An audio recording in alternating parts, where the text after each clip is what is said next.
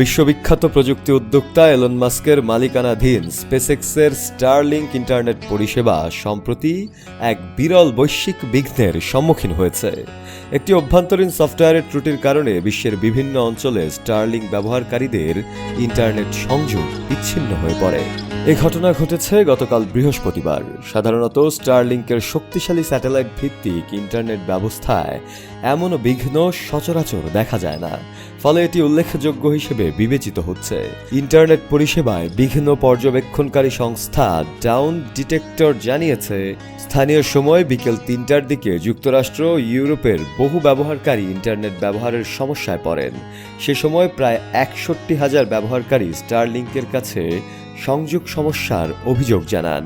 বর্তমানে স্টারলিংক বিশ্বের প্রায় ১৪০টি দেশ ও ভূখণ্ডে সেবা দিয়ে থাকে এবং এর ব্যবহারকারীর সংখ্যা ৬০ লাখেরও বেশি।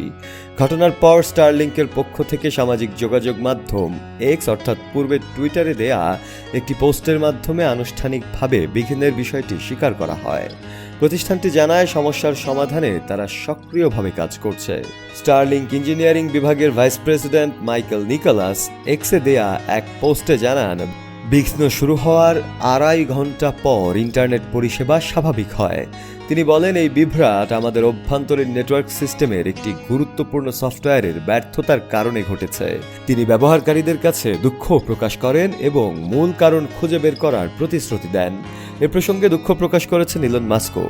এক্সে দেয়া এক পোস্টে স্পেসএক্সের সিইও লেখেন, বিভ্রাটের জন্য দুঃখিত। আমরা এর মূল কারণ নির্ধারণ করে সমাধান করব যাতে ভবিষ্যতে এ ধরনের ঘটনা আর না ঘটে। শফিউল মাওলা, কালের কণ্ঠ।